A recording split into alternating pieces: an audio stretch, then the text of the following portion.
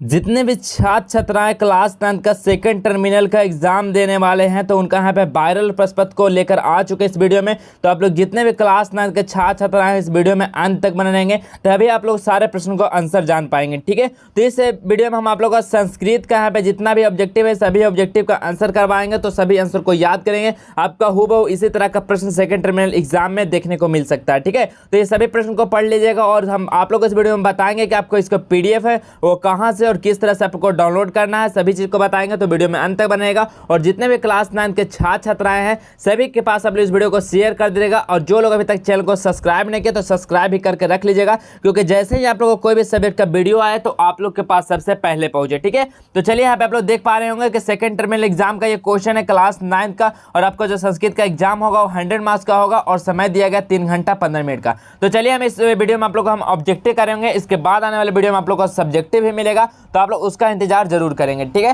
तो चलिए हम लोग सारे प्रश्न को देखते हैं ऑब्जेक्टिव को। तो पहला आप लोग देखेंगे खंड आ में आपका ऑब्जेक्टिव प्रश्न है, जिसमें से बोला गया कि 60 ऑब्जेक्टिव प्रश्न में से आप लोगों का किन्हीं 50 का उत्तर देना है। लेकिन हम यहाँ पे सभी ऑब्जेक्टिव का आंसर देखने वाले हैं, साथ ही साथ डाउनलोड करने के लिए भी हम आप लोग को बताने वाले हैं। तो पहला प्रश्न यहाँ पे क्या बोला गया कि रामेन जो है ये किस विभक्ति का रूप है। पहला संस्कृत का प्रश्न बोला गया कि रामेन जो है ये कौन सा विभक्ति का रूप है। तो बताइए द्वितीय है, तृतीय, चतुर्थी या पंचमी। तो चलिए पहला क्वेश्चन ये शुरुआत होता है आप लोग से ही। ठीक है, तो रामेन किस विभक्ति का रूप है, तो आप लोग इसका आंसर आप लोग को क्या करना है, कमेंट सेक्शन में आप लोग को कमेंट कर देना कि पहला का आंसर ये होगा सर। ठीक है, पहला का आंसर आप लोग को करना होगा। ठीक है, उसके बाद हम करेंगे दूसरा नंबर से। तो दूसरा नंबर बोला गया लते किस वचन का रूप है। लते जो है ये कौन सा वचन का रूप होता है, तो ये आप लोग को याद रखना है द्विवचन का रूप होता है। किसका होता है, द्विवचन। Option number B correct answer, लते कौन सा वचन, तो द्विवचन का। अगला है तेन का मूल्य शब्द क्या होता है। तेन तेन का जो मूल्य शब्द होता है ये क्या होता है, तो तेन का मूल शब्द याद रखना क्या होता है, स होता है। ऑप्शन नंबर ए स हो जाएगा। अगला प्रश्न क्या है, अवाम किस वचन का रूप है। अवाम जो है ये कौन सा वचन का रूप है, तो अवाम किस वचन का, तो द्विवचन का रूप है। तो option number B correct answer हो जाएगा। अगला है कि क्या है, महियम किस विभक्ति का रूप है। बताइए महियम जो है ये कौन सा विभक्ति का रूप है, तो तृतीय विभक्ति। ऑप्शन नंबर बी करेक्ट हो जाएगा। अगला है अगच्छत किस लकार का रूप है। बताइए अगच्छत जो है ये कौन सा लकार का रूप है, तो कौन सा लकार है, तो लिंग लकार। ठीक है, तो ऑप्शन नंबर क्या हो जाएगा, सी बिल्कुल करेक्ट आंसर हो जाएगा। ठीक है, चलिए अगला क्या है, अगला क्या है, पश्चाव का मूल धातु क्या है। ठीक है, पश्चाव का मूल धातु क्या है। ठीक है, पश्चाव का मूल धातु क्या होता है, तो सातवां का सही आंसर क्या होगा, ऑप्शन नंबर सी दृश्य हो जाएगा। ठीक है, दृश्य। अगला क्या है, अगला बोला गया हंती किस वचन का रूप है। हंती जो है कौन सा वचन का रूप है, तो एक वचन का रूप है हंती। तो option number A correct answer हो जाएगा। अगला क्या है, रामायण किस संधि का उदाहरण है। रामायण जो है ये कौन सा संधि का उदाहरण है, तो क्या हो जाएगा, 9 का सही आंसर क्या हो जाएगा, तो दीर्घ संधि का उदाहरण है रामायण। तो option number A correct answer हो जाएगा। अगला 1+1 के सही संधि क्या होगी। 1+1 का सही संधि क्या हो जाएगा, तो 1+1 का सही संधि क्या हो जाएगा बाबू, तो एकाएक होता है। क्या होता है, एकाएक। Option number C correct answer हो जाएगा, एकाएक। अगला है इत्यादि में किन किन वर्णों की संधि हुई है। इत्यादि में किन किन वर्णों की संधि हुई है, तो यहाँ पे ई जोड़ आ। ठीक है, ई जोड़ आ की संधि हुई, तो ऑप्शन नंबर डी करेक्ट हो जाएगा। अगला है ऊ जोड़ आ से कौन सा नया वर्ण बनेगा। बताइए ऊ जोड़ आ से कौन सा नया वर्ण बनेगा, तो कौन सा नया वर्ण बनेगा, तो या बन जाएगा। तो ऑप्शन नंबर बी करेक्ट हो जाएगा, या। अगला बोला गया कि सज्जन का सही संधि विच्छेद क्या होगा। सज्जन का जो सही संधि विच्छेद क्या हो जाएगा, तो यहाँ पर सत जोड़ जन हो जाएगा। क्या हो जाएगा, सत जोड़ जन। Option number C correct answer हो जाएगा। अगला प्रश्न हम लोग चलते हैं। अगला प्रश्न बोला गया किन किन वर्णों के मेल से ए बनता है। बताइए कौन कौन वर्ण के मेल से ए बनता है, तो कौन कौन वर्ण से बनता है, तो ऊ जोड़ आ से क्या बनता है, ऊ बन जाता है। ए जोड़ आ से क्या हो जाता है, ए हो जाता है। आ जोड़ ए से भी नहीं बनेगा, तो इनमें से कोई नहीं। ऑप्शन नंबर क्या हो जाएगा, option number D correct answer हो जाएगा, इनमें से कोई नहीं। अगला है कि उपगंगनम कौन समास है। उपगंगनम में कौन सा समास होता है बाबू, तो याद रखिएगा उपगंगनम में अव्ययी भाव समास होता है। तो option number A correct answer हो जाएगा। अगला है निम्नलिखित में से कौन द्विगु समास का उदाहरण कौन है। बताइए द्विगु समास का उदाहरण इनमें से कौन सा हो जाएगा, तो 16 का कौन सा इसमें से द्विगु समास का उदाहरण, तो त्रिफला क्या है द्विगु समास का उदाहरण, तो option number B correct answer हो जाएगा, त्रिफला। अगला है एकम जोड़ एकम का समास पद क्या होगा। एकम जोड़ एकम का समास पद क्या होता है, तो बताइए एकायम होता है, प्रत्येक होता है, प्रतिदिनम होता है। बताइए या इनमें से कोई नहीं। क्या होता है, एकम जोड़ एकम का समास पद क्या हो जाएगा, एकाइकम हो जाएगा। क्या हो जाएगा, एकाइकम। ऑप्शन नंबर ए करेक्ट हो जाएगा। अगला राजपुरुष का समासिक विग्रह क्या होगा। राजपुरुष का जो समासिक विग्रह होगा ये क्या होगा, तो क्या हो जाएगा, तो राजपुरुष हो जाएगा। ठीक है, राजपुरुष। Option number A C correct हो जाएगा, राजन पुरुष हो जाएगा। ऑप्शन नंबर सी करेक्ट हो जाएगा 18 का।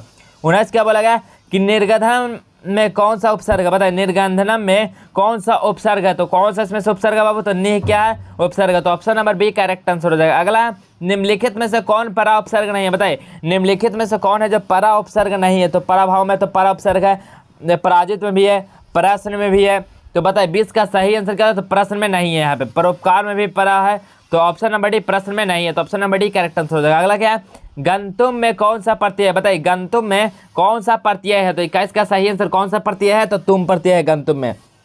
अगला है, दृश्य जोड़ अनियर से कौन सा शब्द बनेगा, दृश्य जोड़ अनियर से कौन सा शब्द बनेगा, बताइए दृश्य जोड़ अनियर से क्या बनेगा, तो दर्शनीय बन जाएगा, ठीक है, दर्शनीय, तो ऑप्शन नंबर क्या हो जाएगा, बताइए दृश्य जोड़ अनियर से कौन सा बन जाएगा, तो दर्शनीय हो जाएगा, तो option number B correct answer हो जाएगा। अगला क्या है, राघव, राघव में कौन सा तद्धित प्रत्यय है, राघव में कौन सा तद्धित प्रत्यय है, तो अन तद्धित प्रत्यय है। अगला है, सर्व जोड़ दाल से कौन सा शब्द बनेगा, बताइए सर्व जोड़ दाल से कौन सा शब्द बनेगा, तो 24 का सही आंसर क्या होगा, तो सर्वदा बन जाएगा। अगला है, अजा में कौन सा स्त्री प्रत्यय होता है, तो अजा में कौन सा होता है, तो टॉप स्त्री प्रत्यय होता है, option number A correct answer हो जाएगा।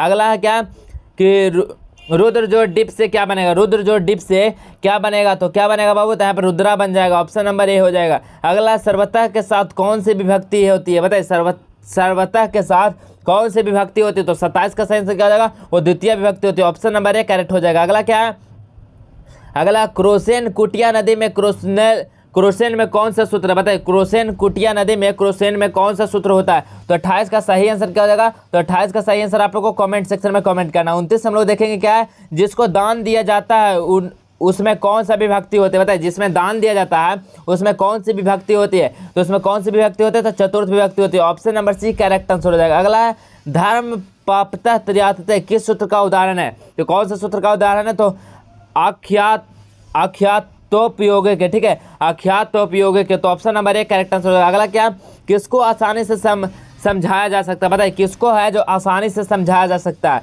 तो किसको, पुत्र को क्या है आसानी से समझाया जा सकता है, ऑप्शन नंबर ए करेक्ट हो जाएगा।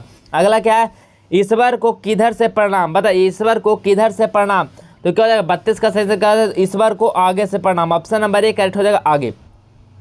अगला, अपराहन की छाया की तरह किसकी दोस्ती होती है, बताइए अपराहन की छाया की तरह किसकी दोस्ती होती है, तो 33 का सही आंसर क्या हो जाएगा, तो मूर्ख की दोस्ती होती है। अगला क्या है, दिशाओं में यश कौन फैलाता है, बताइए दिशाओं में यश कौन फैलाता है, गुरु माता पिता या सत्संगति, बताइए दिशाओं में यश को कौन फैलाता है, तो कौन, तो सत्संगी फैला देता है, option number D correct answer. अगला है, मनुष्य के कर्मों का साक्षी कौन है, मनुष्य के कर्मों का साक्षी कौन होता है, तो स्वयं होता है खुद, ऑप्शन नंबर ए करेक्ट हो जाएगा। अगला है, मनुष्य का दुर्जय शत्रु कौन है, बताइए मनुष्य का दुर्जय शत्रु कौन है, तो कौन होता है दुर्जय शत्रु, तो क्रोध, option number A correct answer हो जाएगा क्रोध।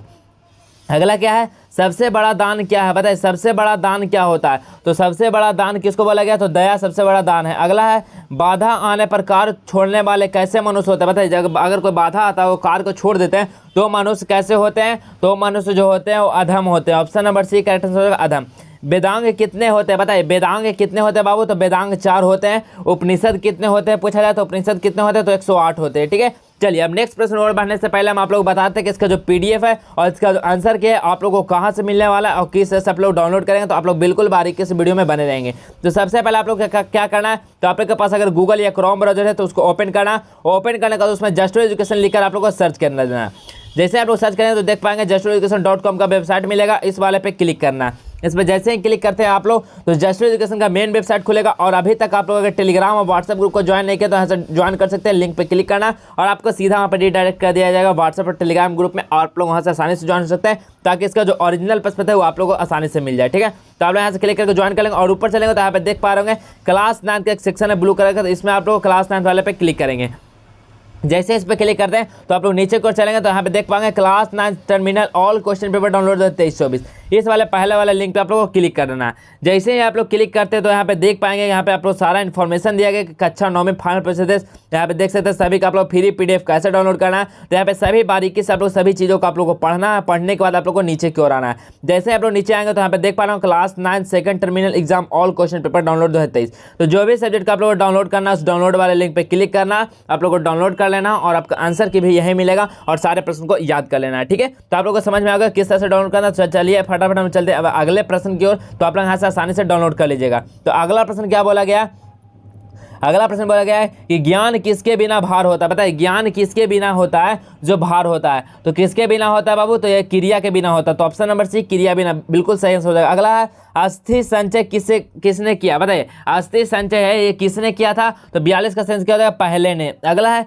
चौथा व्यक्ति ब्रिज से उतरकर कहाँ गया। बताइए चौथा व्यक्ति जो था वो ब्रिज से उतरकर कहाँ गया था, तो ये गया था घर में। तो ऑप्शन नंबर 1 आंसर घर हो जाएगा। अगला है कक्षा में कौन प्रवेश करते हैं, तो कक्षा में कौन प्रवेश करते हैं बाबू, तो कक्षा में शिक्षक प्रवेश करते हैं। Option number B correct answer हो जाएगा। अगला प्रश्न बोला गया कि संस्कृत कैसी भाषा है। संस्कृत है वो कैसी भाषा है संस्कृत, तो बताइए संस्कृत कैसी भाषा है, तो कैसी भाषा है बाबू, तो मृत जीवित या अजर अमर, तो क्या हो जाएगा, इनमें से कोई नहीं। Option number D correct answer हो जाएगा। अगला क्या है सर्वप्रिय, क्या सर्वप्रिय चातुरम बसंतता किसने कहा। बताइए ये किसने कहा था, तो 46 का सही कहा जाएगा। ऑप्शन नंबर सी हो जाएगा कालिदास ने कहा था। अगला है वृक्षों को किस देवी के रूप में वेदों में पूजा किया जाए। बताइए वृक्षों के किस देवी के रूप में वेदों में पूजा गया है, तो किस देवी के रूप में पूजा गया है वेदों में, तो इसका सही आंसर क्या हो जाता है, पूषण के रूप में। ऑप्शन नंबर सी करेक्ट हो जाएगा। अगला पंपा सरोवर का वर्णन किसने किया। पंपा जो सरोवर था इसका वर्णन जो है किनके द्वारा किया गया था, तो वाल्मीकि के द्वारा। Option number C correct answer हो जाएगा। अगला है ज्येष्ठ मास को दोपहरी का वर्णन किसने किया। ज्येष्ठ मास जो होता है उसमें दोपहरी का वर्णन किसने किया था, तो किसने किया था बाबू, तो वाल्मीकि ने ही किया था। ऑप्शन नंबर डी करेक्ट हो जाएगा। अगला पशुओं का स्वाभाविक स्थिति का वर्णन किसने किया। पशुओं का जो स्वाभाविक स्थिति था उसका वर्णन किनके द्वारा किया गया था, किनके द्वारा किया गया था, तो यहाँ पे 50 का सही आंसर किया गया, तो ऑप्शन नंबर बी कालिदास के द्वारा किया गया था। तो option number B correct answer है। देखिए तो यहाँ पे 50 ऑब्जेक्टिव करवा दिए, तो आप लोग 50 बना के आना। लेकिन आपको यहाँ पे देख सकते हैं आप लोग सारा ऑब्जेक्टिव का पीडीएफ डाउनलोड करना चाहते हो तो फटाफट जाइए और सभी कहाँ से पीडीएफ डाउनलोड कीजिए, आपको सारी चीज मिल जाएगा। और सब्जेक्टिव का भी पीडीएफ यहाँ पे देख सकते हैं, सब्जेक्टिव का क्वेश्चन है ये भी आप लोग वहाँ से मिल जाएगा और सभी का आंसर भी मिलने वाला ऑब्जेक्टिव का, ठीक है। तो वहाँ से जाइए सर्च कीजिए जस्ट एजुकेशन और सभी आप लोग जितना भी प्रश्न है इसको डाउनलोड कर लीजिए, पढ़ लीजिए, ताकि एग्जाम में आए तो आप लोग सभी आप लोग सेकंड टर्म के एग्जाम में आप लोग गर्दा मचा के आए, ठीक है। तो जितने भी क्लास 9 के छात्र हैं सभी लोग आप लोग जो देखे हैं वो सभी अपने दोस्त और मित्र के पास शेयर कर दीजिएगा और चैनल को सब्सक्राइब नहीं किया तो चैनल को सब्सक्राइब आप लोग अवश्य कर लीजिएगा, ताकि आने वाले हर एक एग्जाम और हर एक सब्जेक्ट का वीडियो आप लोग के पास सबसे पहले पहुंचे। अगर आप लोगों को वीडियो अच्छा लगे तो वीडियो को लाइक कर दीजिएगा। तो चलिए हम इसी प्रकार नेक्स्ट वीडियो में नए सब्जेक्ट के साथ मिलेंगे, तब तक के लिए इतना ही। जय हिंद, वंदे मातरम।